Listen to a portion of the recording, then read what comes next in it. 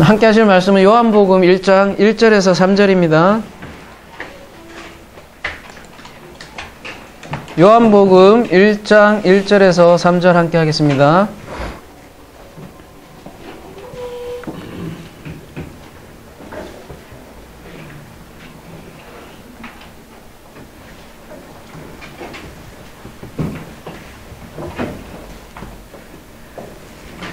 요한복음 1장 1절에서 3절 태초에 말씀이 계시니라 이 말씀이 하나님과 함께 계셨으니 이 말씀은 곧 하나님이시라 그가 태초에 하나님과 함께 계셨고 만물이 그로 말미암아 지은 바 되었으니 지은 것이 하나도 그가 없이는 된 것이 없느니라. 오늘부터 요한복음으로 이 아침에 여러분과 함께합니다. 그동안 요한 계시록 강해를 꾸준히 해왔는데요. 마치고 이제 이어서 요한복음입니다. 왜 하필이면 요한이냐? 요한복음이냐? 요한계시록에서 요한복음. 다른 거 하나고 왜 자꾸 요한만 하냐? 다음에 또 요한일서 하는 거 아니요? 뭐 이렇게 할 수도 있겠지만 제가 요한을 좋아합니다. 왜 요한복음이냐? 하필이면 그 많은 것 중에 우리가 성경을 여러분 66권을 다 빨리 그냥 통독이란 걸 많이 하잖아요. 1년에 1독씩은 한번 하자. 그래서 통독은 사실 많이 하지만 사람들이 통독은 많이 하는데 성경을 잘 몰라요. 아무리 많이 읽어도 수박 거달기식으로 1000번을 읽든 10,000번을 읽든 뭐 하겠어요. 단어 한자도 모르는데 그죠? 단어 한자를 모르면서 계속 천독을 하는 거예요. 차라리 그런 것보다 한자라도 제대로 알면 우리의 양식이 되는 거죠. 우리가 사실 시간도 없는데 어떤 분은 염려해요. 우리 창세기도 몇 장 하지도 않는데 벌써 1년이 지났는데 이래갖고 언제 성경을 다 떼냐 하지만 사실은 성경 한 것만 제대로 알아도 성경 전체 다 아는 거예요. 다 같은 얘기 반복되는 거기 때문에 사실 요한계시록 했지만 요한계시록 안에 이미 다 포함되어 있죠. 사실 요한계시록 다 끝나는 건데 왜 또 요한복음이냐? 굳이 더 말씀드리자면 요한복음은 그만큼 심오한 또 우리가 자라간다고 하잖아요. 가장 심오한 책이라고 저는 개인적으로 생각을 하고요. 그래서 많은 신학자들이 주로 말년에 내가 요한복음을 강해해야지 그런 사람들이 많더라고요. 말년에 대부분 그러니까 이제 뭐 성경을 다 마스터하고 말년에 이걸 강의하겠다 이렇게 얘기를 많이 하시는데 저는 뭐 여러분이 보시다시피 상당히 젊거든요. 말년도 아니고 근데 왜 요한복음이냐 이렇게 얘기할 수 있지만 우리는 항상 언제를 중요시해요?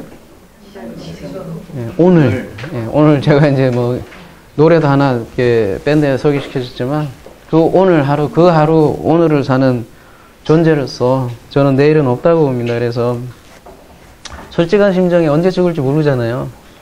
언제 하나님께서 부르시면 가는 거고 그렇다면은 가장 하고 싶은 말을 해야 되는 거고 또 가장 우리 왜 성공의 법칙 스티븐 콥인가요? 성공의 법칙에도 보면 뭐 세상적인 책이라고 하지만 중요한 건 먼저부터 하라고 하잖아요. 근데 사람들은 사소한 것에 매달려 사소한 건 먼저 하고 실질적으로 중요한 건 자꾸 미루는 거죠. 특히 남자들이 그렇죠. 직장이 전문자 알고 그게 올인하다고 보면 나중에 다 늙어서 아무것도 남지 않는 남자들이 어리석어요. 그에 비해 여자들은 이게 관계를 굉장히 중요시하고 하잖아요. 아무튼 가장 중요한 거를 먼저 다뤄야 되겠다 그런 생각을 해서 요한복음을 선택을 했습니다. 그때 요한계시록은 왜 선택을 했느냐 했을 때도 그러니까 꼭 이 말부터 저는 시작을 하죠. 왜 시작했느냐 했을 때 요한계시록은 많은 사람들이 궁금해하고 요청을 많이 하셔서 요한계시록은 했었던 거고요. 요한복음은 제가 하고 싶어서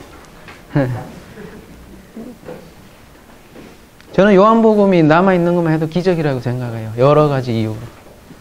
그래서 근데 대부분 요한복음 이제 저자부터 생각을 해봅시다. 요한복음 저자라고 하면 요한 한 사람이라고 생각을 많이 하는 것 같아요. 근데 신학을 조금 연구해보는 사람들은 여러 가지 설들이 있어요. 사랑하는 제자니까 뭐 막달라 마리아라고 하는 사람들도 있고, 뭐 여러 가지 얘기가 있어요. 아니면 그 죽었다가 살아난 나사로라고 얘기하기도 하고 수많은 설이 있지만 저는 정통의 입장에서 요한이라고 생각을 합니다. 다만 요한이 일개인이 아니라 요한이 최초에 기록을 했고 그 교회 공동체가 있잖아요. 요한 공동체가 또 요한의 설교를 계속 묵상하면서 요한 사후에도 첨부한 내용이 분명히 보인다고 저는 생각을 합니다. 오랫동안 묵상한 거죠. 요한 공동체가. 그러면 요한 한 사람이 성경을 기록한 것이 아니라고 해서 이게 성경이 아니냐. 저는 그렇게 생각하지 않은 거죠. 그래서 쉽게 얘기해서 저는 요한복음의 저자는 요한이 원 저자고 거기에 요한 공동체의 묵상이 더 첨부되어 있다. 이렇게 보는 것이 가장 신학적인 여러 연구하신 분들의 공통된 깊이 연구하신 분들은 다 그렇게 생각을 하고 있고요. 저 또한 그것이 가장 타당한 생각이라고 봅니다. 그래서 우리에게 주어진 이 최종본이 어쨌든 중요한 건데요. 원래 요한이 쓴 글을 어떻게 시작했는가를 우리가 이해하면 요한복음을 이해하는데 좀 더 쉬울 것 같아요. 여러분 공관복음을 먼저 생각을 해봅시다. 공관복음이 어떻게 탄생을 했을까요? 그럼 마태는 마태, 마가는 마가 그냥 툭툭툭 썼을까요? 그렇지 않아요. 최초에 모든 신학자들이 대부분 공통적으로 생각하지만 최초에 마가복음을 얘기를 해요. 마가복음이 먼저 저작이 있었고 여기에 마태, 누가복음이 생겼죠. 그러니까 마가복음이 먼저 이렇게 최초의 기록물이고 여기에 증보판이라고 할 수 있죠. 마태복음, 누가복음은 새로운 시각으로 새로운 공동체를 향해서 말하고자 하는 부분을 얘기한 거죠. 그러면 마가복음은 뭐부터 시작을 합니까? 쉽게 얘기해서 세례 요한 기사로부터 마가복음은 시작을 해요. 이거저거 답변하게 기사로 봤을 때. 근데 마태복음은 이 세례 요한의 기사에다가 서론을, 이렇게 서문을 더 기록을 한 것이죠. 그 서문이 뭐겠습니까? 예수 그리스도의 탄생에 관한 스토리를 앞에 서론으로 이게 마태, 누가복음은 각각 붙인 거죠. 더 새로운 시각으로 새로운 이야기를 이렇게 하는 것이죠. 그래서 이런 면으로 볼 때 마가복음이나 이렇게 공관복음 이전을 볼 때 전부 다 어쨌든 복음서는 세례 요한으로부터 시작하는 것이 우리가 이해하기 쉬워요. 그렇게 하면 우리 요한복음은 원래 시작은 스타팅은 어디부터 하느냐?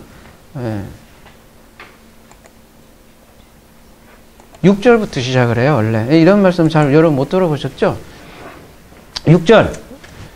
오늘 다룰 내용하지만 원래 하나님께로부터 보내심을 받은 사람이 있으니 그 이름은 요한이라. 이거부터 시작을 한다고요. 그가 정언하러 왔으니 곧 빛에 대하여 정언하고 모든 사람이 자기로 말미암아 믿게 하려 함이라. 8절. 그는 이 빛이 아니요 이 빛에 대하여 정언하러 온자니라. 그 다음에 이 참빛 9절부터 이 밑에는 또 다른 내용이거든요. 완전요. 문체도 다르고. 그래서 15절로 바로 넘어가 보세요. 계속 요한 얘기란 말이에요. 요한이 그에 대해 정언하여 예쳐 이르되 내가 전에 말하기를 내 뒤에 오시는 이가 나보다 앞선 것은 나보다 먼저 계심이라 한 것을 이 사람이 가르침이라 하니라. 그리고 또 요한 얘기만 보자고요. 19절. 유대인들이 예루살렘의 제사장들과 레인들의 요한에게 보내어 네가 누구냐 물을 때 요한의 증언은 이러하니라. 이렇게 해서 원래 요한복음은 원래 요한의 얘기로부터 시작을 하는 거죠. 이렇게 되면 공관복음과 일치가 되고 이해하기가 쉬운 것이죠. 그리고 요한복음은 어디에서 마무리되겠습니까?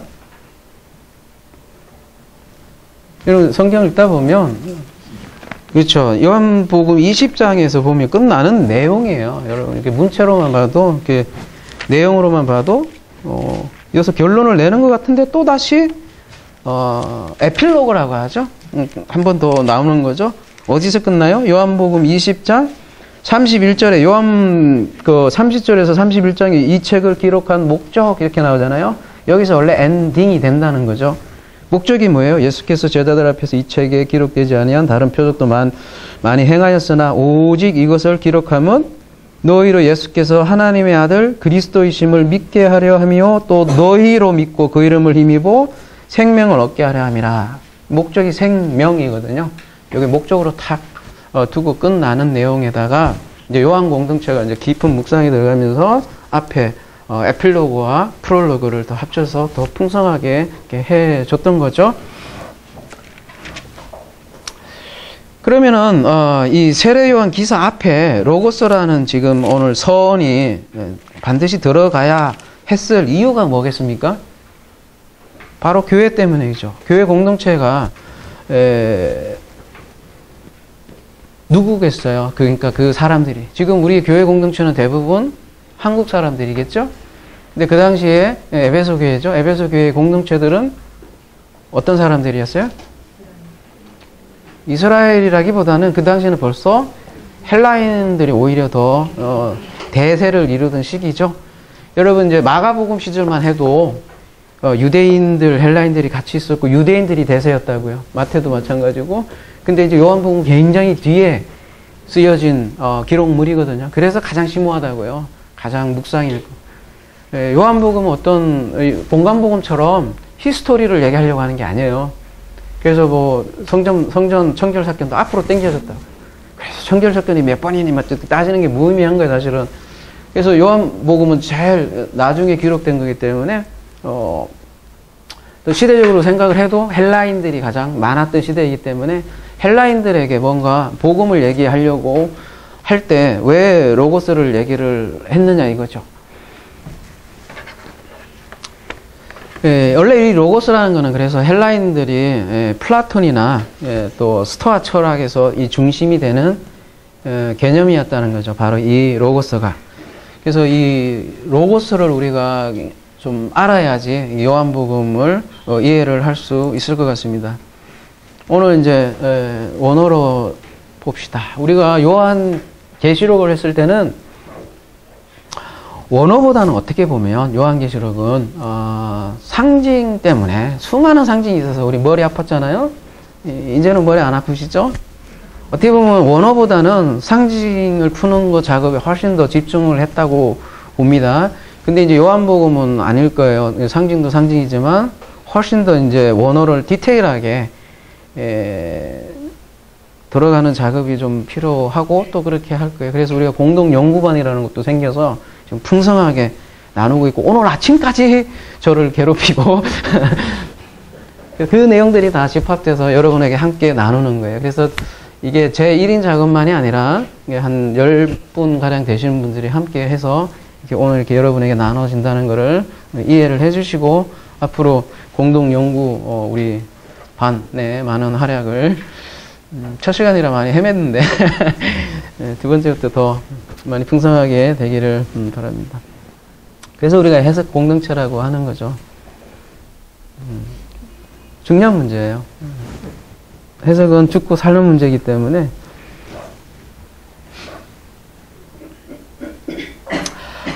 로고스 한번 봅시다. 일단은 원래 N 아르케부터 시작을 하지만 아르케부터 얘기를 해야 되지만 오늘 타이틀인 로고스부터 먼저 생각을 해보자면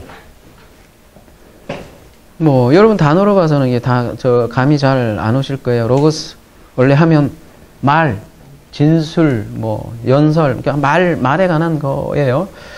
근데 산천 4에서 유래했다고 되어 있죠? 산천 4가 뭔가 한번 가볼게요. 레고네요. 많이 본다네요. 아멘, 레고스, 뭐 레고, 내가 너에게 말하노니 이러잖아요. 레고가 뭐예요? 애들 노는 장난감 레고인데 기억하시라고요. 말하다요. to speak, 말하다. 그러니까 말하다, 레고, 말하다의 명사형이 로고스라는 거죠. 그러니까 이제 우리가 말한다는 것을 여러분이 대수롭게 생각하지 않을지 모르겠지만 인간일 수 있는 가장 근원적인 이유가 바로 이 말을 한다는 점이거든요. 말.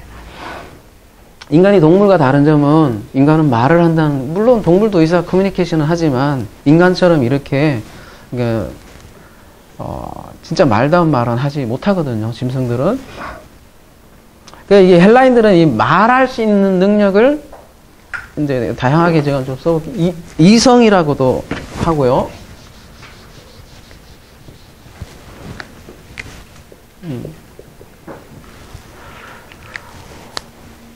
이 이성이라는 개념도 이 로고스라는 개념에 포함되어 있고요. 또 한마디로 로고스를 이제 뭐라고 하냐면 합리적인 생각 혹은 이성, 그리고 그 합리적인 생각이 외적으로 표현되잖아요. 그래서 그 생각의 외적인 표현인 말, 그러니까 생각, 사상과 말을 합쳐진 단어가 이 로고스예요. 자, 이 얼마나 많은 걸 포함하는지. 그래서 이 로고스를 오늘 아침까지 토론을 했는데, 우리 연구관이 말씀을 어떻게 국어로 번역해야 되는지를 놓고, 말씀보다는 이 원래 로고스라는 개념을 헬라인들이 가졌던 건 말씀은 아닐 거 아니에요. 말씀은 굉장히 기독교적인 개념이잖아요. 그러니까 원래 국어로 하면 뭘까 하다가 포기했어요. 왜 포기할 수밖에 없는지 너무 많은 걸 포함하고 있다고요. 생각 플러스 말이고요. 그러니까 사상 플러스 말이고, 또 우주의 이치이고, 도교로 얘기하면 이치의 도고, 뭐 이렇게 다 이 많은 것들이 포함된 말이 이 로고스라는 거예요. 근데 이 로고스가 우리 인간의 영혼에 씨로 담겨 있다는 거죠. 그래서 우리가 우주의 로고스를 인간이 이해할 수 있는 거라는 거죠. 그래서 이 이치를 이치라고도 할 수 있고요. 여기 있구나. 이 이치를 우리가 터득하고 지식을 얻을 수 있다고 헬라인들은 본 거죠. 그러니까 헬라인에게 있어서 로고스는 구원의 수단, 그러니까 구원의 수단인 것이죠. 그러니까 헬라인들은 지식을 통해서 이 로고스를 얻을 수 있고, 그래서 이 로고스가 구원의 수단도 되는 거였죠. 그리고 그 수단은 또 지식이기도 했고요. 그러니까 이 많은 그 철학 사상을 가지고 있는 그 로고스 사상을 우리 요한 공동체가 빌려서 복음을 설명하려고 그들이 취한 언어를 사용한 거죠. 그러니까 성경에 이렇게 하늘에서 뚝 떨어진 거라고 여러분 생각을 하지만, 선지자들이 뭐 하나님이 막 불러주셔서 그래서 막 그대로 썼다고 생각하지만, 또 요한이 탁 영감을 해서 한 방에 팍 썼다고 생각하지만, 그거는 미신이에요. 그렇게 써진 게 아니라 수많은 묵상과 결론으로 이렇게 떨어진 거라고요. 그런 면에서 여러분도 지금 각자가 다 나름의 성경을 쓰고 있는 거예요. 이렇게 분리되지 않는다고요. 뚝 떨어진 게 아니라고요. 지금 만약에 우리가 여러분 복음을 전하는 것도 사도 바울도 그런 마음으로 썼을 거 아니에요. 편지를 썼을 거 아니에요. 그랬을 때 여러분이 복음을 전할 때 여러분이 뭐를 답겠어요? 한국말, 국어, 한글에 정서를 쓰기 싫어도 담아서 나가게 돼 있다고요. 그리고 우리 한글을 우리가 알든 모르든 한글에는 엄청난 그 사상들이 다 사실은 포함되어 있다는 거죠. 예를 들면 얼굴이라는 단어가 그 원래 순수 말은 얼꼴이라고요. 얼꼴. 근데 꼬라지, 얼의 꼬라지. 그럼 얼이라는 게 뭐예요? 영이에요, 영. 얼. 그러니까 생각이기도 하고요. 다 이거라고요.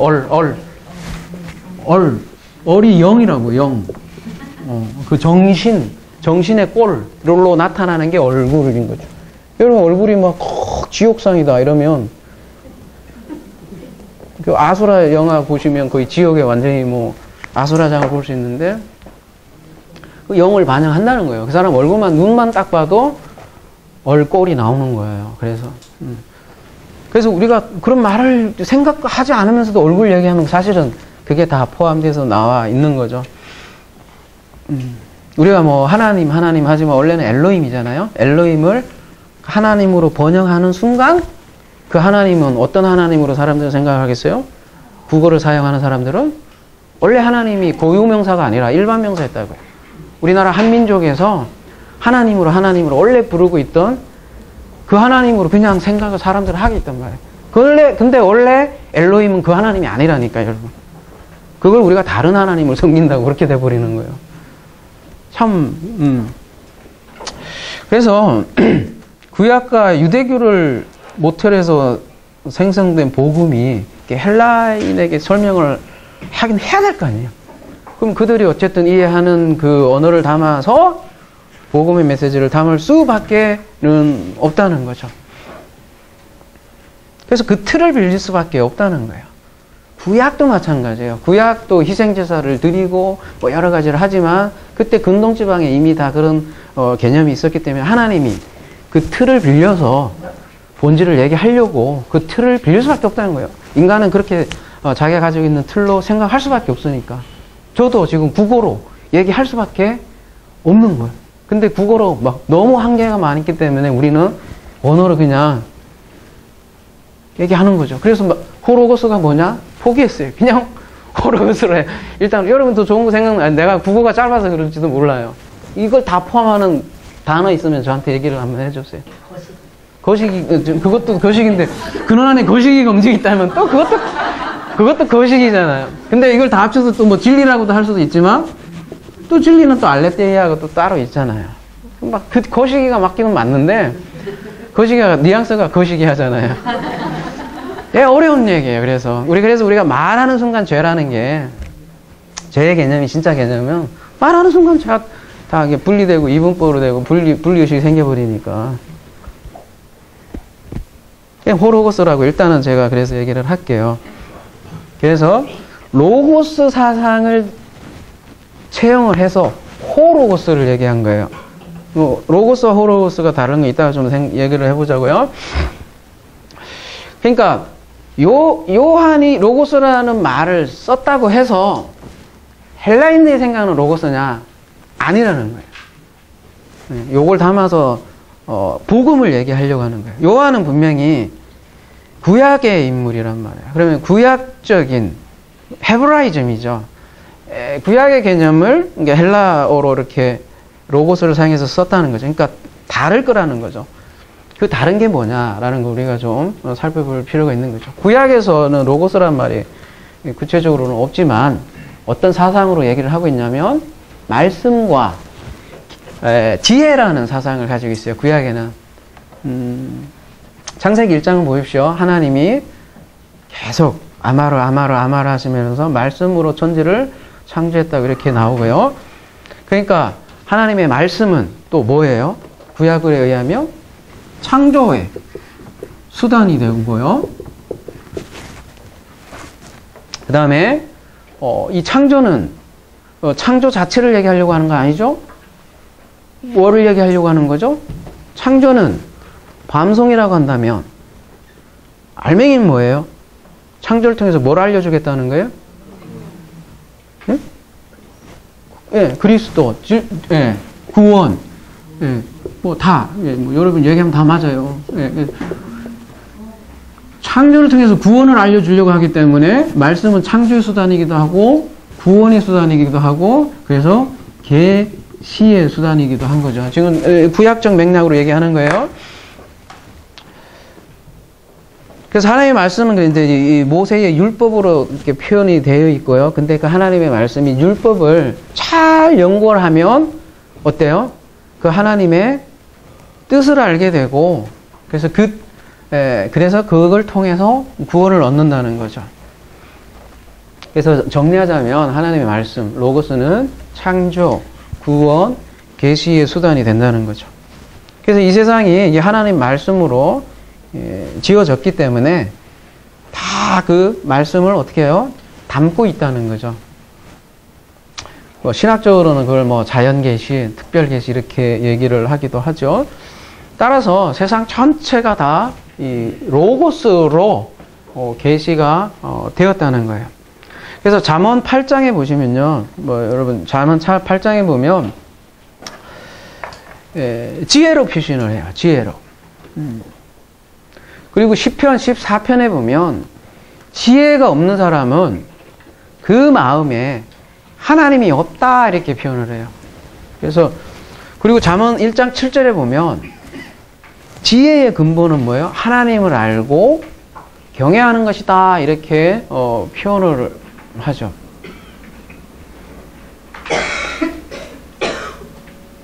세상에 많은 그 지식이 있고 종교도 있고요. 수많은 사람들이 비슷한 얘기를 하기도 해요. 하나됨이라는 수많은 얘기도 하기도 하지만 근데 궁극적으로 한번 들어가 보면요. 거기에는 그게 없어요. 지혜. 하나님을 진짜로 경외하는 하나님을 그 사랑하는 마음이 없어요. 그 마음 없이 그냥 하나님 본인이 하나님이라고 하고 사랑한다고 그러니까 그냥 하나됨을 얘기하는데 정말 하나님을 경외하는 마음이 없어요. 그거는 똑같은 얘기를 하더라도 경외함이 없으면 그거는 지혜가 아니라고 성경은 얘기를 하고 있어요. 그래서 지혜를 받으면 구약의 말씀은요. 하나님을 알게 되고 경외하게 된다고요. 그래서 이 지혜가 바로 로고스고 또 로고스를 신학적 용어로 하면 그리스도라고 이거 얘기를 하고 있는 거예요. 자, 생각해 보십시오. 하나님은 오늘 이제 여기도 얘기하겠지만 초월자예요. 이 초월자가 어떻게 이 세상에 관여하느냐는 거죠. 그게 바로 말씀과 지혜로 관여한다는 거예요.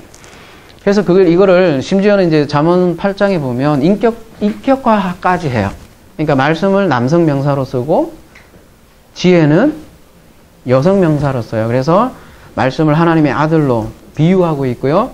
그 다음에 지혜는 하나님의 딸들로 비교하고 있어요. 그렇다고 하나님이 또 뭐 남자가 있고 여자가 그런 말이 아니라 우리 인간이 이해할 수 있도록 비유해서 하나님의 아들과 딸이 이렇게 재롱을 피는 걸로 이렇게 잠언 8장을 이렇게 표현을 하고 있다는 것이죠.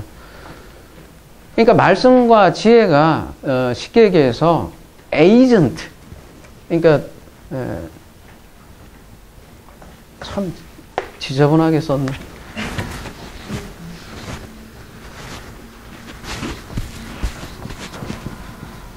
초월의 하나님이 초월을 어떻게 표시할까? 일단 뭐 이렇게 표시할 수도 없지만 일단 이렇게 할게요.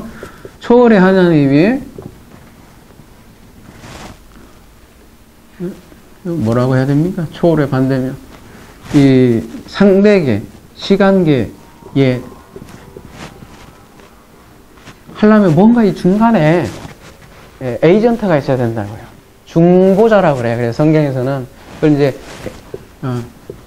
그 에이전트로서 지금 말씀과 지혜를 구약에서는 얘기를 하고 있다는 것이죠.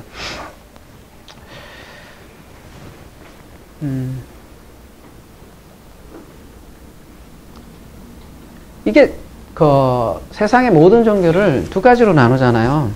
초월과 내재로 다 설명을 해요. 현대신학을. 근데 대부분은 초월을 강조하는 쪽 하나, 내재를 강조하는 쪽 하나 그렇게 된단 말이에요. 범신론을 말하자면 내재로 가고 그 다음에 초월은 뭐 이슬람 같은 경우는 초월이잖아요. 근데 성경은 분명히 초월자신데 이거를 하늘이라고 표현도 해요. 하늘이 땅으로 이렇게 내려온다 이렇게 얘기를 하고, 그러니까 초월의 하나님이 땅에 내재한다. 이게 성경의 가장 기본이거든요. 그거를 임마누엘이라고 하고요. 근데 그 초월의 하나님이 어떻게 이 땅에 내재하느냐, 그 에이전트로 지금 말씀을 제시를 하고 있고, 그거를 우리는 중보자라고 얘기하고 신약에서는 그리스도라고 얘기를 하고 있고요. 이게 그러니까 요한이 가지고 있는 구약적인 배경인데, 헬라인들은 이렇게 인격화해서 생각을 하지 않고 있다는 거죠. 자, 그래서 대략 이러한 배경의 로고스를 배경을 가지고 다시 이제 본문으로 들어가 봅시다. 태초에 말씀이 계시니라. 엔 아르케 에이미 호 로고스. 요 한 문장만 먼저. 헨이네요. 앞에 꼬랑지가 붙어 있으니까 오른쪽으로. 헨 아르케 hen, 호, 로고스 이렇게 돼 있는데요. 요게, 요 문장도 되게 많은 얘기를 요 하나 갖고 좀 시간이 많이 갈 수도 있는데, 아까도 말씀드렸지만, 헬라 사람들이 생각하는 로고스와 요한 공동체를 대표해서 그냥 요한이라고 할게요, 이제. 그냥 그렇게 이해하시면, 요한이, 같은 생각이니까요. 요한 공동체나 요한이. 거기서 이은 거니까. 말씀이 같으니까 요한이라고 이제 할 수 있겠죠. 그래서 요한이 얘기할 때 이 로고스는 다른 게 앞에 호로고스가 붙어 있어요. 그래서 그 로고스라고 얘기하고 이제 뒤에 쭉 보면 왜 그런지 또 더 알 수 있어요. 그러니까 요한은 분명히 그 헬라 사람들은 추상적인 로고스라고 생각을 한다면 요한이 얘기하는 건 정관사를 붙여서 말씀을, 그러니까 그들이 생각하는 로고스를 인격화하고 있다는 거죠. 그래서 인격화된 로고스가 아르케 안에 있다는 거예요. 아르케 안에. 지금 태초로 번역이 되어 있는데요. 이것도. 태초란 뭘까요? 태초란. 일단 뭐 태초로 번역이 되어 있으니까 태초란 뭘까요, 여러분? 예, 그렇게 생각을 대부분 하기 때문에 공동 번역은 어떻게 번역이 되어 있냐면 한 처음 천지가 창조되기 전부터 말씀이 계셨다. 이렇게 상당히 의역을 했는데 원어에는 그렇게 되어 있지 않아요. 어디 시작 전에란 말이 어디 있어요. 그냥 아르케 안에 에이미 미알료로 호로고스가 존재하고 있다. 이렇게만 되어 있잖아요.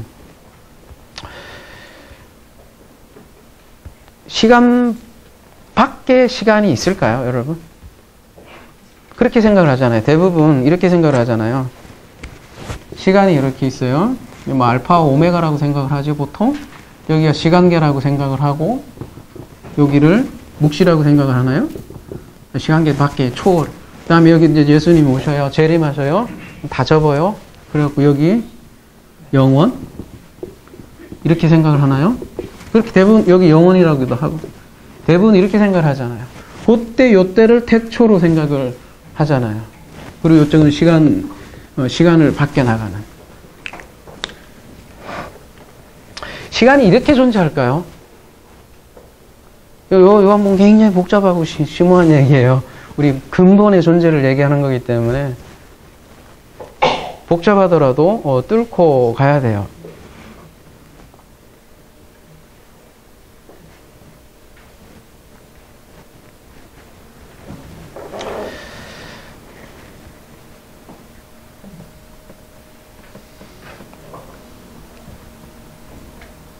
여러분 잊지 말아야 할 거는 우리 요한복음이 지금 헬라어로 기록되었다고 분명히 얘기했죠. 그리고 아르케라고 하고 어떤 설명도 하지 않았어요. 그죠? 이 아르케가 뭐다 이렇게 얘기도 안 하고 그냥 바로 아르케, 에이미, 올로고스 이렇게 했단 말이에요. 그 얘기는 독자들이 어쨌다는 거예요. 이 아르케에 대해서 알고 있었다는 거죠. 그럼 그 독자들은 언제 독자들이냐? 한 1, 2세기의 독자들이란 말이죠. 분명히 그 헬레니즘 가치관에 살았던 사람들이란 말이죠. 그래서 그 삶의 현장이 그 헬라 문명에서 살았던 사람들이고 그 아르케에 대해서 어떤 추가적인 설명도 안 했다는 거는 그냥 아르케 하면 뭔지 알았다는 거죠. 근데 이 아르케가 대부분은 그냥 시간으로만 알고 있지만 시간으로만 알고 있다고요. 아르케를. 근데 여러분 그 헬라어를 좀 이렇게 같이 이제 연구해봤지만 연구를 한번 해보세요. 아르케가. 그러면은 헬라 사람들이 물론 이 시간 개념도 있어요. 시작. 그렇지만 이 아르케를 철학적인 개념으로는 어떻게 사용하고 있냐면 여러분 철학 공부를 하면 대부분 그 원형질, 그 근원 이런 얘기를 많이 하잖아요. 모든 존재의 뭐예요? 제1원인을 아르케라고 하거든요. 헬라어로는. 그래서 뭐 탈레스는 뭐를 이 아르케라고 얘기했어요? 제1원인? 물. 그 다음에 저 보고 없게 나 이름도 어려워서 아낙시메네스는 공기. 그 다음에 에이, 머리 아프니까 여기까지 합시다. 그러니까 수많은 사람들이 이 아르케를 뭐 물, 공기, 불, 뭐 이렇게 헤라이클레스는 불이라고 했거든요. 그래서 이제 여기 이 로고스가 원래 헤라이클레스에서 나온 건데, 그래서 빛 얘기를 하는 거예요. 그래서 단순히 시작이라는 그 시간 개념뿐만 아니라 존재 개념이 더 강하게 있단 말이에요, 아르케는. 그래서 모든 것의 근원이다, 이런 개념이 있다고요. 시간, 공간의 배경으로서 근원. 이해되세요? 잘 이해 안 되죠? 시간, 공간으로서 배경으로서 근원. 자, 여기 여러분, 시간이라는 거는 물질이 있어야 발생하는 거예요. 반드시. 이건 과학에서도 증명된 거예요. 물질 없으면 시간도 없어요. 여러분, 시간이 절대적이라고 생각을 하지만 인터스텔라 같은 영화가 이제 그런 걸 잘 보여주잖아요. 시간과 공간도 어떻게 돼요? 굴곡이 돼버리죠. 뭐에 의해서? 중력에 의해서, 제 다른 원인에 의해서 굴곡이 돼버린다고요. 상대성이 돼버린다고요. 아무것도 아닌 게 돼버린다고요. 그 중력이 강한 세계로 가면 시간이 굴곡돼버린다니까요. 상대계라고요. 그래서 상대계라고 얘기를 하는 거고. 그래서 여기에 시간, 공간이라고 생각을 해봅시다. 제가 그렸어요. 이렇게 그렸어요. 이렇게. 근데 여기 그려봐야 다 어디서 놀아요? 실판. 그렇죠. 이 실판도 사실은 이게 표현된 거지만, 아무리, 하여튼 요거를 전체라고 봅시다. 그래서 아무리 여기서 여기 뭐 빅뱅이라고도 얘기하더라고요. 또 오늘 아침에는 또 누가 빅뱅의 글도 올려주는데, 빅뱅에서 뭔 짓을 하더라도 그 근원 안에서 논다고요. 아무리 거시기를 해도, 뭐 빅뱅으로 해서 생성, 소멸, 뭐 별짓 다 해도 지금 뭐 180억 년이라고 얘기를 하고, 그리고 다시 그 빅뱅을 하면 다시 수축되죠. 수축될 거예요. 그죠? 수축되가 별 나쁜 용어로 지랄을 해도 N 아르케 안에 있다고요. 그게 아르케예요. 그게 근원이라고요. 근원. 아무리 별짓 다 해봐야 근원 안에 있고, 그래서 이 시간이라는 거는 지가 뛰어봐야 나갈 수가 없어요. 그러니까 이거 다 하늘 안에 있는 거고 초월 안에 있는 거예요. 여러분, 구름, 제가 요즘 하늘과 구름을 굉장히 묵상을 많이 하는데, 구름을 그냥 시간 공간계라고 생각을 해봐요. 구름 묵상, 오늘은 청명한 하늘이 있고, 근데 뭐 하루가 다 다르죠. 시간마다 구름이 다 다르잖아요. 네? 다 다르잖아요. 그렇지만 뭐예요? 하늘도 있는 거냐 이렇게 얘기하기도 좀 거시기 하지만, 하여튼 하늘은 안 변하잖아요. 항상 있잖아요. 그렇게 좀 이해하면 쉬울까요? 그래서 성경을 하늘을 하나님이라고 이렇게 비유를 하는 모양이에요. 그러니까 빅뱅 해봐야 구름일 뿐이라고요. 예? 시가 해봐야. 근데 과학자들이 이거 얘기가 올인해갖고 구름 연구하는 거야. 다 그냥 없어지고 막 변화지고 하는 건데. 근데 우리는 뭘 본다? 하늘을 보는 거예요, 하늘을. 그러니까 대화가 안 되는 거야, 이게. 하늘 보는 사람하고 구름 보는 사람하고 이 대화가 되겠냐고. 하늘 보는 사람은 구름도 보고 하늘도 본다고요. 근데 구름만 보는 사람은 하늘을 보고 바로 쭉 싸워. 뭐 빅뱅 전에는 있냐 없냐 막. 그래서 구름은 하늘에서 그 모양을 매일 바꾼다고요. 매일 바꾼. 자, 이게 요한은 아까 이제 헬라 배경에서 이제 전했지만 분명히 구약의 개념을 가지고 있던 사람이란 말이에요. 그러면 구약을 염두에 두고 요한 지금 복음을 썼을 거란 말이에요. 그럼 반드시 지금 어디랑 연결되겠냐면 이 문체 자체가 그렇잖아요. 에나르케 자체가 어디로 연결이 되겠습니까? 창세기 1장 1절에 메아리예요. 정확히. 창세기 1장 1절 가볼게요. 뭐로 시작합니까? 베레시트, 뭐 다른 거 다 뺍시다. 일단 베레시트로 시작을 한다고. 요게 전치사 그게 아까 헬라어로는 뭐예요? 똑같다고요. 그 다음에 아르케가 뭐예요? 로시트가 아르케에 속하는 거고, 로시트. 뭐 창세기 1장 1절 때 했으니까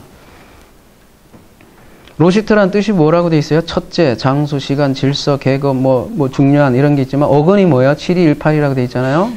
가볼게요. 러시. 이게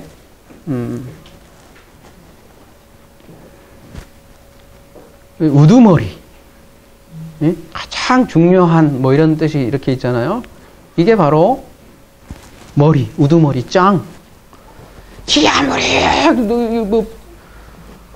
아무리 놀아도 여기 근원, 대빵이 있다고요.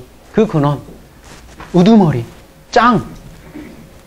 그게 러시라는 거예요, 러시. 그 어근이 러시고, 거기에서 파생된 게 러시트인데, 그러면 한번 질문을 합시다. 우주에서 가장 근원, 그 머리는 누구예요?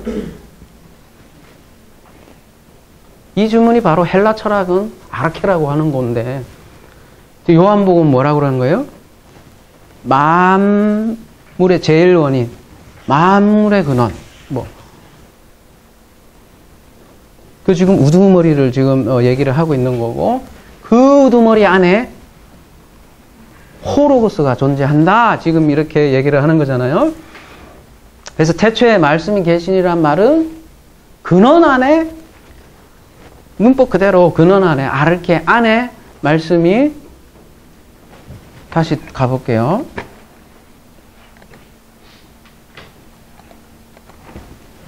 여러분, 문법을 문법을 한다 생각하지 말고, 왜 문법을 얘기할 수밖에 없는 거시기 하시기 바랍니다.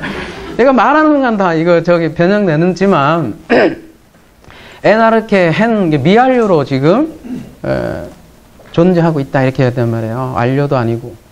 미완료란 건 뭐냐면, 완료되지도 않고, 어떤 목적, 계획을 향해서 계속해서 현재 활동하고 있다라는 게 미완료예요. 그러니까 여러분, 에고에이미 할 때, 구약의 출애굽기 3장 10절에 아쉐르 하야 아쉐르, 나의 할 때 그 나가 미완료로 표현되어 있다고요. 미완료라는 건 뭐냐면 하나님은 너희와 함께 움직이고 있는 하나님이다. 나는 너와 함께 하는 하나님이다. 임마누엘의 하나님이다. 이게 나는 나라고요. 현재에 늘 아들과 함께하는 아버지라는 뜻이란 말이에요. 나는 나. 그게 미완료 개념이라고요. 무완료 개념. 인격화 된 그 말씀, 그 로고스, 그리스도가 근원 안에서 영원으로부터, 이런 영원 개념이 아니라 영원부터 영원까지 존재한다. 그래서 오늘 에나르케 헤이미 호로고스를 그냥 가장 의미적으로 굳이 번역을 하면 이렇게 될 것 같아요. 그래서 근원 안에 호로고스가, 이거 번역하려다 포기했어요. 존재하고 있다. 근데 이 존재하고 있다라는 거는 좀 의미가 확 안 와닿기 때문에 미완료에 움직이고 있다. 그래서 이렇게 쓴 거예요. 그러니까 태초가 언제예요, 그러면, 여러분? 다시 물어봅시다. 시작으로 다시 얘기하자면. 존재예요, 분명히. 존재인데, 시간으로 얘기하면 언제냐고요, 태초가. 지금도 태초를, 그러니까, 여러분 진리를 안다는 거는, 하나 된다는 거는, 이렇게 시간 개념에서 벗어나는 거예요. 여러분, 그래야 구원할 거 아니에요. 영혼을 산다는 게 뭐겠어요? 이 시간계를 초월하는 거란 말이에요. 그래야 한 생명으로 보이고, 시간, 공간이 없어져요. 그래야 이 사람도 다, 저 사람하고 나하고 같다는 게 이해할 수 있는 건 시간, 공간에서 벗어나야만 그게 이해가 된단 말이에요. 시간으로 굳이 얘기하면 태초가 언제예요, 그러면? 늘 태초예요. 시간이 이렇게 존재하는 게 아니라, 이렇게, 늘 이렇게 하나로, 초월인 내가 너와 항상 함께 한다고 이렇게 굳이 얘기하면 계속 지금 내가 말하는 순간, 그냥 존재한다고요. 쭉. 근데 사람들 자꾸 이렇게 생각하니까, 헬라 철학으로. 그럼 이거 시작 전에 여는 뭐가 있었냐? 막 머리 싸고 궁리하잖아요. 답도 안 나오면서. 다시 말씀드리면, 근원 안에 호로고스가 움직이고 있다. 의미적으로 말하자면요, 이거 쉽게 얘기하면요, 아버지 안에 아들이 움직이고 있다. 예수 그리스도가 하나님의 아들이잖아요. 아버지 안에 아들이 움직이고 있다고요. 그 아들은 다른 사람 얘기도 아니고 또 우리들 얘기기도 해요. 왜 그런가? 그 다음 계속 보시면 알 수 있어요. 그러면 그 근원이 누구냐? 제가 이제 결론부터 벌써 말씀드렸지만 그 다음 얘기를 해주는 게 이제 카이, 호, 로고스, 헨, 프로스, 호, 데오스 지금 얘기 나오잖아요. 근원을 이제 얘기를 해주는 거예요. 뭐요? 호, 로고스가 위알료로 에이미하고 있다. 어떻게 해요? 프로스, 호, 데오스 목적격으로요. 호, 데오스를 목적으로 향하여 함께 상관없어요. 뭐 함께 있든지 향하여 있든지 그하고 또 함께냐 향하여냐 막 싸우는데 있어요. 그냥 근원에 함께 그냥 같이 뭐 향하여 있든 함께 있든 뭐 있어요. 그 뭐 따져서 그 싸울 일이에요 이게. 어차피 둘이 아닌데. 그래서 이 문장 자체가 그 아르케가 바로 호데오스라는 걸 얘기를 해주고요. 이 근원이 호데오스고 이 절대계라고 이제 얘기를 해봅시다. 이 절대계라는 말을 제가 안 썼죠. 예. 절대계 호데오스가 자신을 계시하기 위해서 호로고스를 통해서 상대계에 계시하는 것이라고 우리가 이해를 하면 되겠죠. 그래서 호로고스가 절대계 혹은 영원과 시간, 상대계를 잇는 중보자, 에이전트 역할을 한다는 거죠. 이해되시죠?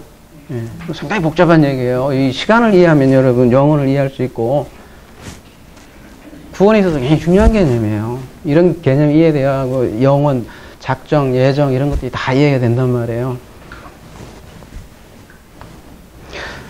그래서 호로고스와 호데오스가 함께 존재했다는 말은 상당히 인격화되어 있는 표현인데요. 인격화되어 있다는 말은 뭐예요? 그렇다고 하나님이 뭐 이렇게 어디 저 구름 위에 인격으로 둘이 호로고스가 여기 있고 호데오스가 이렇게 둘이 함께 이렇게 있다? 이런 얘기 하는 거예요? 인격화되어 있다고 해서? 그러면 인격화라는 건 무슨 의미예요? 인격이라는 얘기는. 헬라 철학에서는, 히랍 철학에서는 그러니까 말하자면 이렇게 이해하는 거예요. 최고선 혹은 이념, 원리 정도로밖에 생각을 안 한다는 거예요. 응? 그 시는 그냥 추상 개념이라고요. 그러니까 인격이란 말은 그만큼 인격신이라는 건요. 그만큼 인간과 어떻게 되어 있다는 거예요?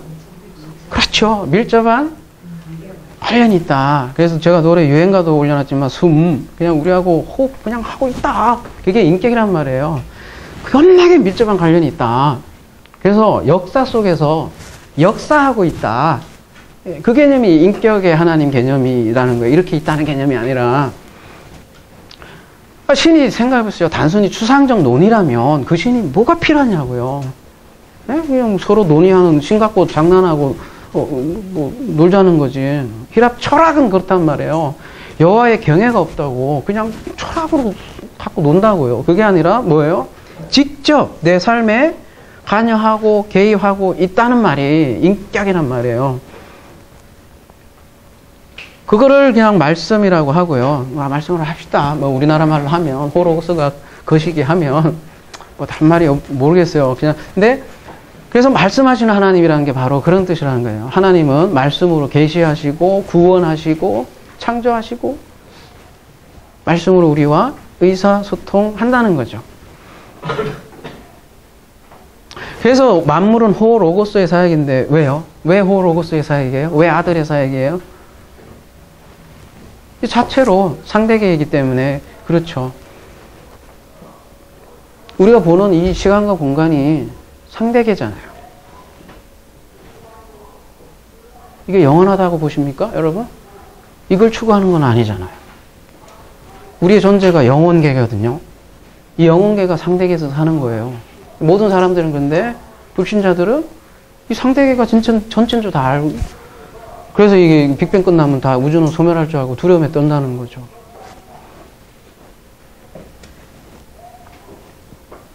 시간과 공간은 영화에서 얘기했지만 다시 변형돼요.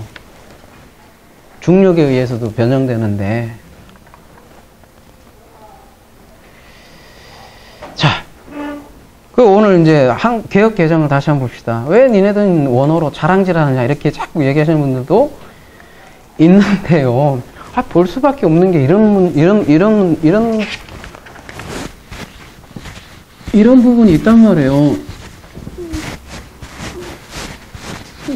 원어를 잘 안 살피시고 이 모순이 있다 이렇게 자꾸 깐족거리는 사람이 있어요. 근데 누구라고 얘기는 안 하겠는데요, 여러분. 자, 요한복음 1장 1절 태초에 말씀이 계시니라. 말씀이라고 할게요. 이 말씀이 하나님과 함께 계셨다. 그러니까 자, 이 말씀이 하나님과 함께 계셨다. 이 문장 첫 번째. 두 번째, 이 말씀은 곧 하나님이시다. 이런 두 가지 명제가 나오거든요. 그러니까 말씀이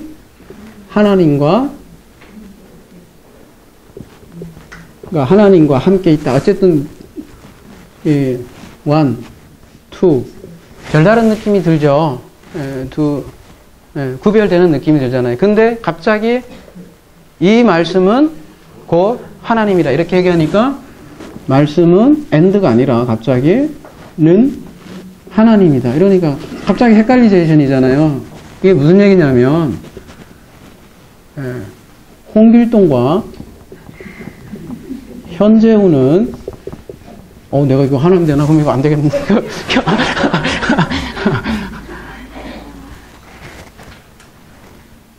그냥 홍길동과 하나님이라고 할게요. 하나님이 함께 있는데 홍길동이 하나님이다 이런 이잖아요. 여기서는 둘을 얘기했다가 여기에서는 하나를 얘기를 한단 말이에요. 그러니까 여기서 막 삼위일체가 여기서 나오지 않냐고 별다른 얘기를 다 하지만 개혁 개정으로 보면 그래요. 자, 그래서 이제 원어를 한번 봅시다. 모순처럼 보인다는 거죠. 근데 원어를 다시 한번 봅시다. 세밀하게 봐야 돼요. 호 로고스는 호 데우스를 향하여 움직이고 있다. 뭐 존재하고 있다. 다 상관없어요. 있다. 뭐 그래도 되는데 하여튼 의미적으로 이렇게 이해하시라고 계속 움직이고 계시는 존재로 있다. 미리 시간적으로 이렇게 수평적으로 그런 게 아니라 항상 우리와 함께 있는 영원한 존재로서의 존재하고 있다.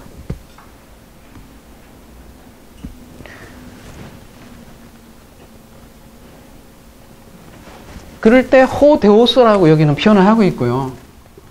이제 원어로 여기다 써줄게요. 여기는 호 로고스로 쓰고 있죠. 그 다음에 두 번째, 잘 보세요. 호데오스가 아니고 갑자기 뭐예요? 여기는 이거 자 번역도 거꾸로 했죠, 여러분? 여기 개혁개정은 말씀은 하나님이라 이렇게 했지만 원어는 뭐래요? 거꾸로 뒤집어져요. 이게 아니고 데오스는 호로고스다. 왜 이렇게 번역했는지 오늘 아침에도 우리 토론을 많이 했지만 난 이해가 잘 안 돼요.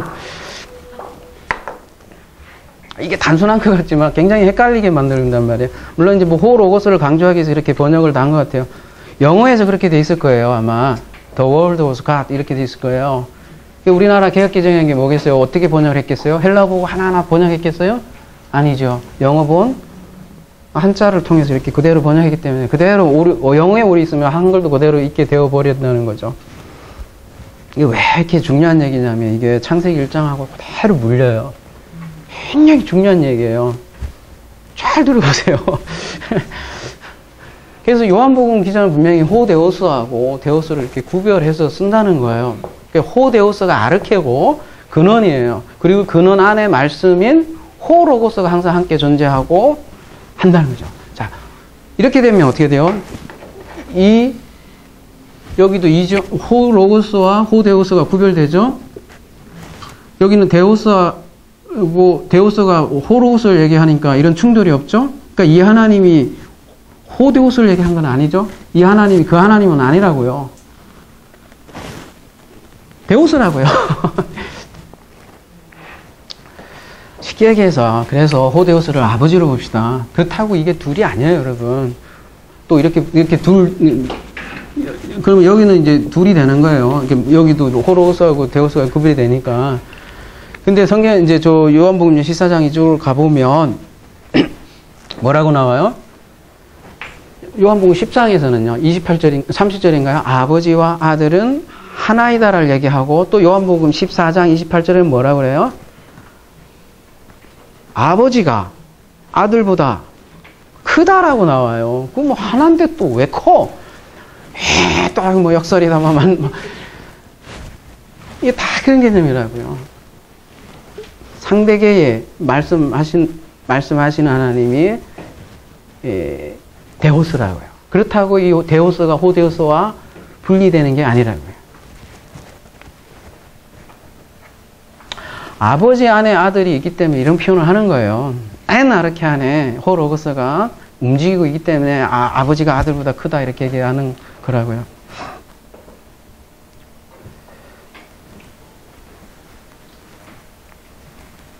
자, 그래서 창세기 아까 1장 1절로 이렇게 다시 같이 연결해서 생각을 한다면 호데오스가 어떻게 돼요? 창세기 1장 1절 용어로 얘기하면 근원이잖아요. 로시. 네, 베레시트, 그 베라는 전치사 안에 로시가 있는 거죠.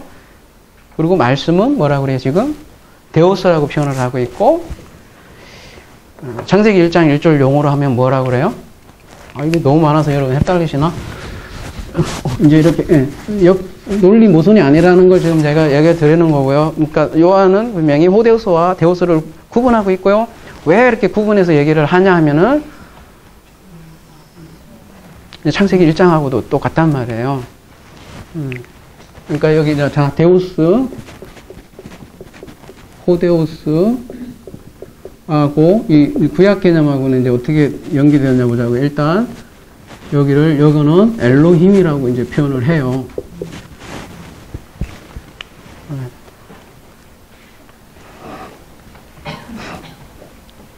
그렇게 이해하시면 좀 이해될 거예요. 자, 요한복음 1장 2절에서 좀 더 추가 설명을 해봅시다. 그가 태초에 하나님과 함께 계셨고 이렇게 돼 있잖아요. 그는 누굴까요? 뭐 말씀이겠지. 이렇게 여러분 너무나 쉽게 얘기하겠지만 그럼 오늘 아침인가요? 우리 연구반에서 계속 질문이 있었어요. 그러니까 요한복음 1장 1절에서 뭐라고 돼 있어요? 이 말씀이 하나님과 함께 계셨으니 라고 되어 있는데 왜 굳이 또 왜 반복하느냐? 이런 질문이 있었다고요. 아주 좋은 질문이었던 것 같아요. 더 그래서 분명히 해준 것 같고. 자, 1절에서는 호 로고스가 뭐라고 그래요? 호 데오스와 함께 있다 이렇게 진술하잖아요. 근데 2절에 후토스는 이제 지시사라고 되어 있잖아요. 여기 보면 지시라고 되어 있는데 뭔가 지시를 하고 있는데 그럼 뭘 지시한다는 얘기겠어요? 호 로고스겠어요? 데오스겠어요? 이 질문을 하면 되겠죠. 자, 바로 위에 머리가 처음 오신 분도 많은데 큰일 났네. 이거 뭐 한 1, 2년 더 드신 분도 지금 머리 지나는데. 자, 데오스, 한글도 어려운데. 데오스가 주어잖아요. 여기 보시면, 여기 중학교도 아니고, 여기 에이미가 보호예요. 그 다음에 여기 호로고스가 뒤에 이제 주격 보호라고 하는데, 데오스가 주어예요, 하여간에. 개역개정은 거꾸로 해놨단 말이에요. 말씀이 하나님이라 했는데 하나님이 호로고스다 이렇게 했단 말이에요. 그 하나님을 지금 지시하고 있고, 그럼 누구를 지시하고 있는 거예요? 호로고스예요? 데오스예요? 데오스죠. 같지만, 같은 말이지만, 지금 데오스를 뭔가 설명하려고 이렇게 얘기를 하고 있는 거라는 거죠. 그러니까 호데오스로서의 말씀이 아닌 데오스로서의 말씀을 얘기하는 거예요. 명확하게 규정하는 거예요. 2절 말씀 때문에 더욱더 분명히, 그러니까 호데오스하고 데오스를 요한은 구분을 하고 있는 것을 우리에게 보여준다는 거죠. 그러니까 아들과 아버지 개념을 더욱더 어떻게 해요? 명확하게 규정해 주는 거죠. 그러니까 창세기 1장 1절과 똑같아요. 창세기 1장 1절의 울림하고 똑같은데 창세기 1장의 신명, 하나님의 이름이 뭐예요? 엘로힘이잖아요. 그래서 자 보세요. 자 1장 요한복음 1장 3절 만물이 그를 통해서 지은 바 되었으니 지은 것이 하나도 그가 없이 된 것은 없느니라.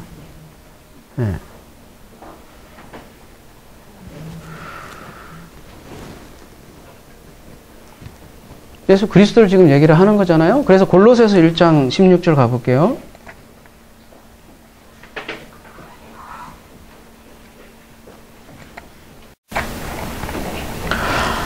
만물이 그에게서 창조되되 하늘과 땅에 보이는 것들과 보이지 않는 것들과 혹은 왕권들과 주권자들이나 통치자들이나 권세들이나 만물이 다 그로 말미암아 그를 위하여 창조되었고 이게 전부 다 지금 그 아들에 관해서 설명하는 거예요. 호데오스를 설명하는 게 아니에요.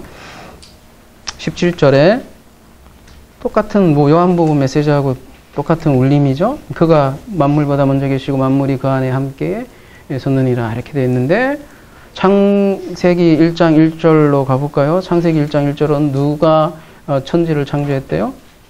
엘로힘이란 말이에요. 엘로힘. 그럼 우리가 이제 요한복음 분명히 창세기 1장과 연결을 하고 있는데 말씀을 호로스를 데오스를 엘로힘과 연결을 하고 있단 말이에요. 엘로힘. 그러니까 엘로힘과 말씀을 지금 동일하게 하고 있더라는 거죠. 그러니까 창세기 1장은 호로고스의 사역이고 데오스의 사역이라는 거죠. 창세기 1장 그래서 말씀으로 구원을 하는 사역인 거죠. 그래서 창조라는 그림 언어를 통해서 그걸 세메인이라고 하잖아요. 창조는 세메인이온이에요. 그 안에 실체는 뭐냐? 구원 작업이라고 우리 창세기 1장에 이미 들었잖아요. 우리 엘로힘. 왜 복수냐? 왜 복수예요, 그러면? 이거 보세요. 그냥 엘로힘의 433의 복수잖아요. 433 가볼게요. 엘로하. 이것도 하나님이고. 또 430에서 나왔으니까. 자, 아이고. 433.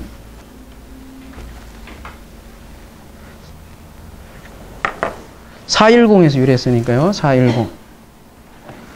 엘로힘은 L에서 유래했네요. 어쨌거나, 그죠?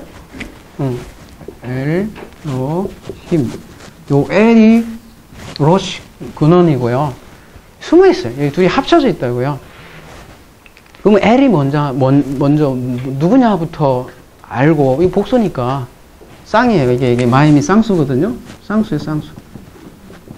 우리는 복수라고도 하지만 복수 개념보다는 둘이 하나가 탁 짜게 된 거야. 그냥 뭘로요?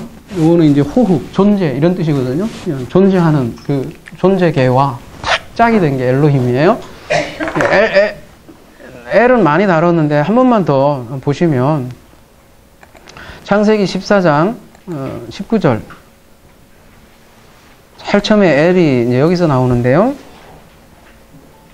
멜기세덱이죠. 그가 아브라함의 축복하여 이르시되 천지의 주제이시며 지극히 높으신 하나님이요 아브라함에게 복을 주셔서 이게 우리 개역개정에는 하나님이요 하니까 이제 이 하나님이 어떤 하나님인지 모르겠지만 원어를 보시면 그냥 시간 관계상 뺄게요. L이에요. L. 그러면 그 수식어가 뭐예요?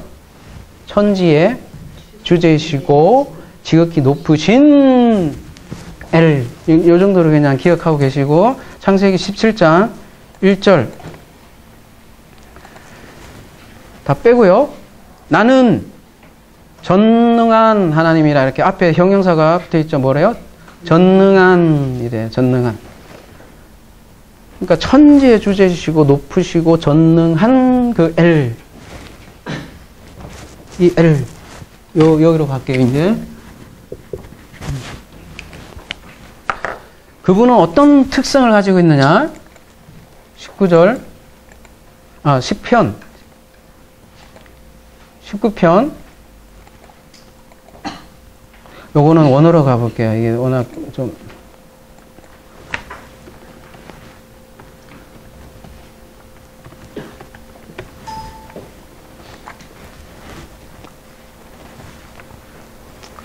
하늘이 하나님의 영광을 선포할 때 할 때 L이잖아요. 그 다음에 2절 날은 날에게 말하고 밤은 밤에게 지식을 전하니 그 3절에 보면 뭐래요? 아마르도 없고 또 다바르도 없고 또 콜도 없고 언어도 없고 말씀도 없고 소리도 없다 이렇게 번역을 했는데 아무튼 그 시기잖아. 이거 뭐라고 할 거예요, 여러분? 말도 없고, 언어도 없고, 소리도 없는데 천하로 움직여. 뭐, 어떻게 얘기하실 거예요? 아마로도, 얘기도 아마로로도 얘기 안 돼. 뭐, 다바로도 안 돼. 그 시기. 그 시기가 대세인데, 4절 보세요. 이런 L이 소리가 온 땅에 떠고 말씀이 세계까지 이르다 하나님이 해를 위하여 하늘의 장막을 베풀사 이렇게 얘기한단 말이에요. 그래서 호데우스. 절대계, 영원. 그래서 이 절대계, 영원이 우리 안에 딱 합쳐져 있다. 영원히 함께 움직이고 있다. 호로고스뿐만 아니라 우리 인생인 해, 호흡하는 존재들과 여러분 하는 순간 이게 여러분 거 아니에요. 절대 착각하지 마세요. 그냥 그거는 생명이 아니라 그래요. 그거랑 딱 짝이 돼서 말씀하신 하나님. 그 추상적으로 얘기하는 하나님이 아니라고요. 인간하고 뗄래야 뗄 수 없는 존재의 하나님을 엘로힘이라고 해요. 우리는 하나님을 막 너무 추상적으로 자꾸 생각을 해서 그 추상은 이 엘이라고 합시다. 거시기. 그렇지만 우리가 이해할 수 있는 하나님은 이쪽으로 넘어오게 되고 내재 하나님을 하나 엘로힘이라고 생각을 해봅시다. 초월하는 하나님을 엘이라고 생각을 하고요. 그렇다고 둘이 아니에요. 또 성경 모두 하나예요. 우리가 존재계로서 얘기하는 한 그래요. 근데 요한복음에서는 굉장히 중요한 주제가 이제 또 등장을 하죠. 요한복음 10장 34절 그때 가서 하겠지만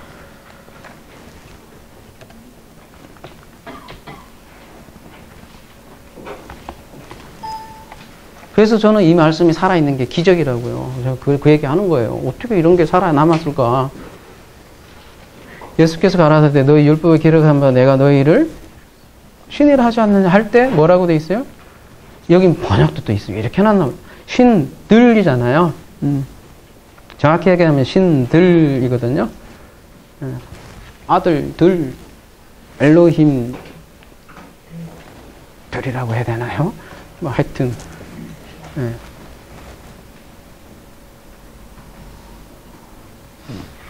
엘로힘 하면 이제 멱살 잡을 것 같으니까 그래요 엘로힘 들로 합시다. 무슨 상관이겠냐만 하여튼 그래서 35절 뭐라 그래요? 성경 폐하지 못하느니 하나님의 말씀을 받은 사람들은 신이라. 이것도 되게 겸손하게 또 표현했잖아요. 하나님 말씀을 받았으니까. 근데 여기 뭐라 그래요? 기노마이라고 돼 있잖아요. 10장 때 자세하게 합시다. 근데 데우스가 된 사람들 단수잖아요. 호로고스가 된 사람들을 신들이라고, 그러니까 데오스들, 떼오이라고 여기는 표현하는데 데오스들이라고 돼 있잖아요. 왜 이게 가능해요? 인간을 왜 떼오이, 그러니까 데오스들이라고 얘기를 할 수 있어요?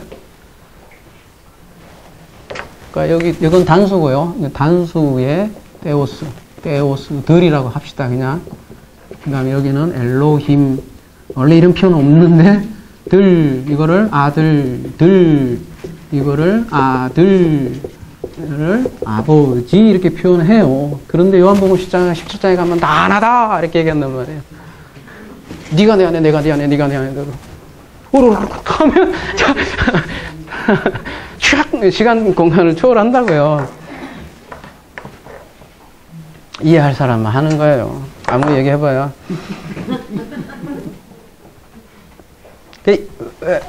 인간 영혼에 그래서 로고스가 내재하고 있단 말이에요.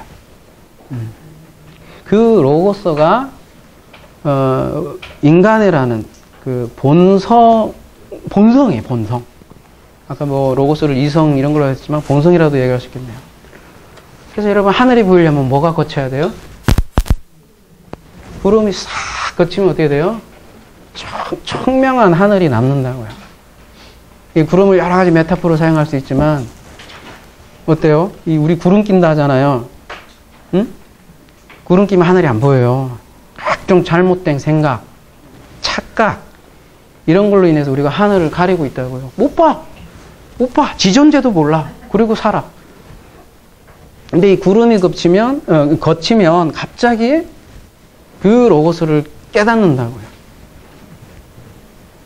그래서 그 로고스를 깨닫고 그 로고스가 되고 그 로고스를 말하면 아버지는 누굴 통해서 일한다는 얘기예요. 그 사람을 통해서 창조 작업이 들어간다고요. 우주 창조가 아니라니까. 사람을 생명, 요한복음의 주제가 생명을 얻게 하는 거잖아요. 예수님이 육체적으로 지금 저기 계세요? 어떻게 한 사람 한 사람은 지금도 구원 사역을 하냐는 얘기죠. 그걸 다른 말로 또 천사라고도 얘기도 하고 복음을 아무나에게 아니라 그 말 똑같이 그 말을 하는 사람을 통해서 구체적으로 지금도 일하고 있다라는 거죠. 이게 임마누엘이라는 거죠. 이게 말씀이 육신이 되었다 이렇게 얘기하는 거예요. 그래서 엘로힘을 보십시오. 엘로힘을 보면 뭐예요? 고유 명사도 아니고 일반 명사예요. 그래서 로시가 아르케가 말씀을 통해서 엘로힘을 통해서 데오스를 통해서 사역을 통해서 아들들과 아버지를 어떻게 해요? 하나로 만들겠다. 이게 창세기 1장의 언약의 전부고요. 요한복음은 앞으로 계속 그 얘기로 아마 나갈 거예요. 여러분이 확인하지만 계속 그 하나됨. 이거 알면 땡이에요. 천지의 모든 지식이 우리 존재 발견이에요. 뭐 더 이상 뭐 필요해요.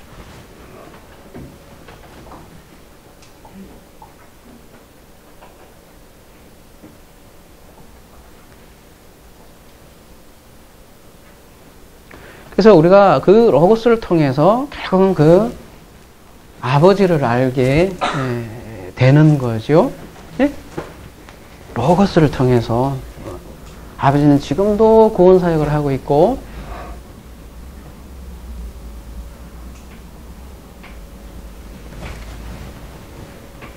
그러면 우리가 사람들도 다 아들들이라고 하죠. 그죠? 근데 그 아들들하고 틀리단 말이에요. 같은 말을 해도. 응? 다음 주에 얘기하겠지만 요한이 선포한 회개하라 천국이 가까이 왔다고 예수님이 회개하라 천국이 가까이 왔다고 같은 말인 것 같아요. 여러분? 달라요. 전혀 달라요. 똑같이 아들들이라고 얘기해도 이게 어떤 존재로 알고 있냐고 천지 차이라니까요. 여러분. 하나로 알고 있는 아들하고 둘로 알고 있는 아하고는 천지 차이라고. 그 아들을 통하여 우리가 아버지의 아들들임을 깨닫는 거예요. 여러분 탕자가 아버지의 집으로 돌아가는 거라고요. 이걸 자기 존재 발견인데 이게 복음이에요. 우리 카페에서도 그런 논쟁이 있었지만 아들이 되는 거라고 빡빡 우기는데요. 아들은 되는 게 아니에요. 이미 아들이에요. 탕자라고 아들이 아닙니까? 아들이라니까? 이미 아들이라니까. 아들은 되고 말고가 아니고요. 근데 자꾸 종교는 뭐 착한 일을 하고 무슨 지식을 얻고 무슨 뭐를 깨닫고 뭐 수행하고 해탈하고 별지랄 다 해서 되는 거라고 생각하는데요. 그게 아니라 이미 계속 근원 안에 호로고스뿐만 아니라 로고스들도 같이 움직이고 있다고요. 태초에 호로고스가 계신다 뿐만 아니라 태초에 뭐예요? 아들들도 존재했어요. 그래서 창조할 때 같이 짝짝꿍 한다고 시편에 아니 어디야 욥기인가 뭐 어딘가에 나와요. 그게 영원의 존재라니까. 여러분의 존재가 이 시간계로 자꾸 생각하지 마세요. 착각하지 마세요. 그 구름이라고 그래요. 구름 거치면 하늘이 보여요. 원래 하늘인데 구름 때문에, 착각 때문에, 세상의 거짓된 가르침 때문에 그 사실을 못 보게 한다고요. 그걸 이제 뒤에 어둠이라고 소개하는데, 아무쪼록 이 요한복음 이 강해를 통해서 구름도 아름다워요. 사실은. 그렇지만 이런 개념으로서의 청명한 하늘 한번 보는 기회가 이 요한복음 강해를 통해서 이루어졌으면 좋겠고, 그걸 위해서 기도합니다. 찬송가